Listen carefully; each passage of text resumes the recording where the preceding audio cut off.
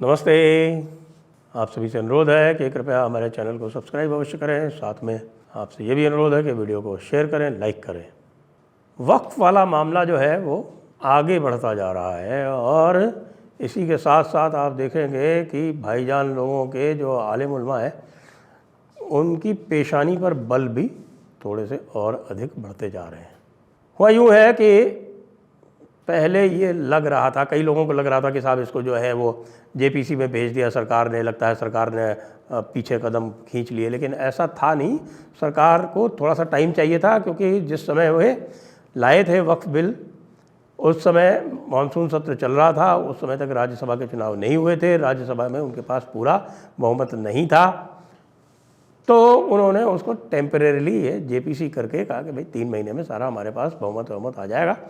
और उसके बाद आपने देखा कि राज्यसभा में इस समय उनके पास 119 सीटें हैं, 138 में से 4 नॉमिनेशन बाकी हैं और साथ में 2 सदस्यों ने वाईएसआरसीपी के रिज़ाइन भी कर दिया है। तो वो 136 हो गया और इधर 236 और 119, तो पूर्ण बहुमत ऑलरेडी हो गया। जो 2 ने रिज़ाइन किया है वे टीडीपी को ज्वाइन करने जा रहे हैं। उसके बाद बता रहे हैं कि भाई 5 और रिज़ाइन कर रहे हैं, उसमें से 2 बीजेपी में आएंगे, 3 टीडीपी में जाएंगे। उसके बाद ये भी पता चला है कि शायद 10 सदस्य जो हैं वो बीजू जनता दल के हैं, उनमें भी यही कार्यक्रम चल रहा है। तो कहने का अर्थ ये है कि जब अगला सेशन आएगा उस समय तक राज्यसभा में बहुत ही कंफर्टेबल पूर्ण बहुमत एनडीए का हो जाएगा। तो यह मुख्य कारण था कि जिसके कारण के वक्फ एक्ट टाला गया था। अब उसके बाद ये हुआ कि साहब कि इसमें जो है वो हल्ला गुल्ला इतना होगा कि सरकार को अपने कदम पीछे खींचने पड़ेंगे। कुछ लोग जो हैं, जो जिनका कार्य यही है हंगामा करना, हल्ला गुल्ला करना, तौक़ीर रज़ा जैसे, और तौक़ीर रज़ा जैसे या आपके महमूद मदनी जैसे लोग जो हैं ये बोल इसलिए पाते हैं कि इनके ऊपर भी रहनुमाई है। वो रहनुमाई किसकी है वो हम गेस कर सकते हैं, लेकिन चूँकि मेरे पास कोई स्पष्ट प्रमाण नहीं है इसलिए मैं इसके बारे में कुछ नहीं कह सकता। हाँ, गेस आप भी कर सकते हैं, हम भी कर सकते हैं।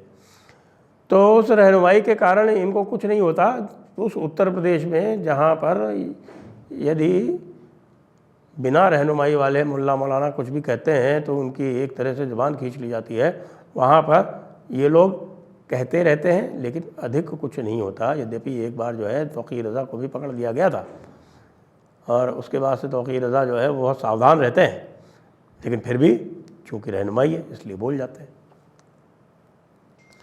और थोड़े दिन पहले आपने all India Muslim personal law board की मीटिंग देखी होगी। उसके जो सदर हैं यानी प्रेसिडेंट जो है उसके, सैफुल्लाह साहब, तो वो सैफुल्लाह साहब ने उस मीटिंग में फरमाया बिल्कुल स्पष्टतः, और वो उन्होंने कहा कि देखिए हमारे पास तो किसी भी प्रॉपर्टी का कोई सबूत नहीं है, तो हमारे सारी जो प्रॉपर्टीज़ है वो चली जाएंगी। जी हाँ, ज़रूर चली जाएंगी अगर वो डिस्प्यूटेड हैं। और आपने क्या किया है, वक्फ बोर्ड्स ने सबके मिला के इनकी जो प्रॉपर्टी लगभग 2013 में जो लगभग 4 लाख हुआ करती थी, 4 लाख एकड़, वो बढ़ के लगभग 9.5 लाख एकड़ हो गई है 11 वर्ष में। कहाँ से हो गई भाई? ज़मीन नहीं पैदा हुई, तुमने ख़रीदी, तुमको लोगों ने इतनी सारी दान कर दी ना। जहाँ भी जो भी दिखी और ये पता चला कि साहब यहाँ पर कोई पुराना सुल्तान हुआ करता था, यहाँ पर पुराना कोई नवाब हुआ करता था और उसके ज़माने में ये ज़मीन जो थी ये किसी के नाम थी, तो उठा के उसको जो है वो सीधे 1995 एक्ट में 2013 अमेंडमेंट के साथ इतनी पावर है कि बस अपने रजिस्टर में दर्ज कर लो, और रजिस्टर में दर्ज करने के बाद में अब दूसरे का सारा हेडेक है कि वो इसको कॉन्टेस्ट करे। तो अभी 3 डिपार्टमेंट्स के प्रेजेंटेशन हुए और मैं कहूँगा ये क्लिंचिंग प्रेजेंटेशन है। इसके बाद ये स्पष्ट हो गया कि सरकार किस तरफ जाना चाहती है और सरकार का रुख क्या है, और उससे ये है लग रहा है अब बिल्कुल स्पष्टता कि वक्फ बिल का जो अमेंडमेंट है वो एज़ इट इज़ पारित होगा, और न केवल एज़ इट इज़ पारित होगा और भी उसमें जो है वो चीज़ें होंगी। क्योंकि जो सबसे ख़तरनाक इसके जो प्रोविजंस हैं, जैसे इसकी जो धारा 108 है सेक्शन 108 जो कहता है कि it will prevail over all other acts, तो उस तरह के जो ड्रैकोनियन प्रोविजंस हैं, लिमिटेशन का बना रखा है कि साहब there will be no limitation, तो इसलिए ये 400-400 500-500 पुरानी प्रॉपर्टीज़ को भी जो है वो क्लेम कर लेते हैं। वो सारी चीज़ें अब जाने वाली हैं और जो सरकारी लैंड है उसके ऊपर से वैसे भी इनका कब्ज़ा हटने वाला है और किसी भी प्रॉपर्टी को क्लेम करने के लिए ओनरशिप का प्रूफ आवश्यक है, ये भी प्रावधान आने वाला है। 3 डिपार्टमेंट्स के प्रेजेंटेशन हुए वक्फ वाली जेपीसी के सामने। सबसे पहला प्रेजेंटेशन किया रेलवे बोर्ड ने। रेलवे बोर्ड ने कहा कि साहब हमारी 80 ऐसी प्रॉपर्टीज़ हैं जिनके ऊपर ये वक्फ बोर्ड जो है उसने उनको दर्ज करके और वक्फ में डाल दिया है। वो हमारी प्रॉपर्टी हैं, हमारे पास उसके ओनरशिप डॉक्यूमेंट्स हैं, हमसे इन्होंने पूछा नहीं, बिना पूछे सीधे सीधे उसको जो है वो वक्फ ओनरशिप बता दी। तो ये तो लैंड ग्रैब है भाई, ये सरकारी लैंड का कैप्चर है, सरकारी लैंड ग्रैब है। और ये जो कानून है ये लैंड ग्रैब लॉ है। एक लैंड ऑफिस है भारत सरकार का दिल्ली के लिए, और लैंड ऑफिस जो है वो वैसे तो डीडीए दिल्ली सरकार और इनके सेंटर के ये संयुक्त तत्वावधान में चलता है। वो उस लैंड ऑफिस ने प्रेजेंटेशन किया और कहा कि साहब ये 120 प्रॉपर्टी इन्होंने वक्फ में दर्ज कर ली है 1995 के बाद से, और इसमें बहुत बहुत बड़ी बड़ी इम्पॉर्टेंट प्रॉपर्टीज़ हैं, एनिमी प्रॉपर्टीज़ भी हैं इसके अंदर है। जहाँ तक एनिमी प्रॉपर्टीज़ का सवाल है वो तो राजीव गांधी ने 1995 में 1984 में जब एक अमेंडमेंट किया था पुराने वक्फ एक्ट 1954 में, उस समय अमेंडमेंट कर दिया था, तो बहुत सारी जो एनिमी प्रॉपर्टी हुआ करती थी विशेषकर हरियाणा पंजाब में वो उठा के वक्फ में डाल दी थी। मतलब कहने का अर्थ ये कि पूरा का पूरा सिद्धांत ये बना रखा था कि भाई चूंकि ये लोग रूलर्स थे और एज रूलर्स इन्होंने जो भी प्रॉपर्टी बनाई थी वो सब इन्हीं की रहेगी, मुसलमानों की ही रहेगी, भले ही मुसलमानों ने नया मुल्क बनवा लिया हो। इस फिलॉसफी पर चलते हुए ये सारा काम हो रहा था। कल ASI archaeological survey of India का प्रेजेंटेशन हुआ। आर्कियोलॉजिकल सर्वे ऑफ इंडिया ने बताया कि साहब कि 200 ऐसी प्रॉपर्टीज़ हैं protected properties under the ASI act जिस पर इन्होंने वक्फ डिक्लेयर कर दिया। आपको पता होगा सबसे जो प्रसिद्ध केस है इसमें वो है ताजमहल का। इन्होंने ताजमहल को वक्फ डिक्लेयर कर दिया। भाई प्राइवेट प्रॉपर्टी कितनी इन्होंने डिक्लेयर की है आप सोच सकते हैं। जो अंबानी का जो घर है उसको भी इन्होंने वक्फ प्रॉपर्टी डिक्लेयर कर रखा है।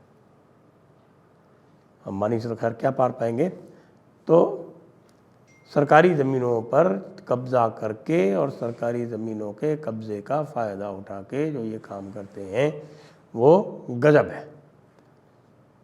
सच्चर कमेटी तक ने कहा था कि भाई जो इनके हिसाब से जो इनके पास प्रॉपर्टीज़ हैं तो इनका रेंट जो है वो 1600 करोड़ आना चाहिए। आ कितना रहा है? 100 से भी कम। पैसा कहाँ जा रहा है? हैदराबाद वाले कहते हैं कि साहब के बड़ी बड़ी प्राइम प्रॉपर्टी पे ओवैसी ब्रदर्स ने कब्जा जमा रखा है। आपने वो नवाब महमूदाबाद का किस्सा तो सुना ही होगा कि नवाब महमूदाबाद वैसे तो चले गए यहाँ से पाकिस्तान, अपनी ज़मीन को पीछे पीछे वक्फ में डाल गए। सरकार ने उसको एनिमी प्रॉपर्टी एक्ट में डाल दिया, एनिमी प्रॉपर्टी में, और बाद में उन्होंने इसको किसी सरकार में अपने नाम करवा भी लिया, लेकिन फिर बाद में कोर्ट से ये रिस्टोर हो गई और ये सरकार के पास आ गई। तो ये तो कुछ आपको एक दो हमने बताए हैं। जैसे आज़म खान ने क्या किया था रामपुर में, जो बड़े बड़े नवाब जहाँ भी रहे हैं ना वहाँ पर इस तरह की तमाम प्रॉपर्टीज़ है।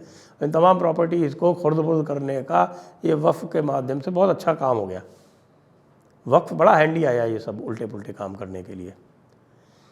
अब हम ये कह सकते हैं कि जो प्रोसीडिंग्स चल रही हैं जेपीसी में, जिस प्रकार की चर्चाएं चल रही हैं और जिस प्रकार जो मुस्लिम सांसद या जो उनके फेवर के लोग हैं कांग्रेसी जैसे, क्योंकि कांग्रेसी का तो हाल ये है कि कांग्रेस ने तो, राहुल गांधी ने जम्मू में बल्कि कश्मीर में जाके कह दिया हमने यहाँ के राजा को हटाया। सोचिए, राजा हरि सिंह जिन्होंने सरकार अपनी रियासत का विलय किया, उसको कह रहे हैं कि हमने उसको हटाया, हमने उसको हटा के यहाँ शेख अब्दुल्ला की हुकूमत कायम करवा दी। इसके बाद ये जम्मू में जाएंगे और अपने वोट भी मांगेंगे। ये तो इस प्रिंस की, राजकुमार की समझ है, समझ कम हनक ज़्यादा है।